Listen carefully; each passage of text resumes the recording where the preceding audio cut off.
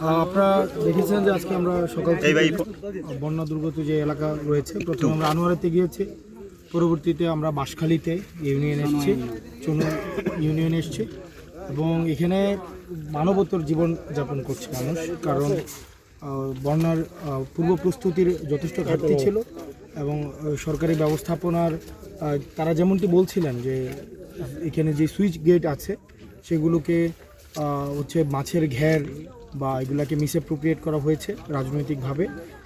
ফলত এখানের যেই পানি যেই ব্যবস্থা, ড্রেনেজ ব্যবস্থা, সেটি মূলত ব্যাহত হয়েছে। ফলশ্রুতিতে এই বন্যাটি সৃষ্টি হয়েছে এবং মানুষের যে মানবতার জীবন, হাঁটা চলার পরিবেশ নেই, খাবারের সংকট রয়েছে এবং আজকে এই জায়গায় 2 জন ডায়রিয়ার কারণে মৃত্যুবরণ করেছে। তো সেটা আমাদের জন্য দুঃখজনক এবং বিশুদ্ধ পানির অভাব রয়েছে, নারীদের স্যানিটারি ন্যাপকিনের অভাব রয়েছে, তারপর হচ্ছে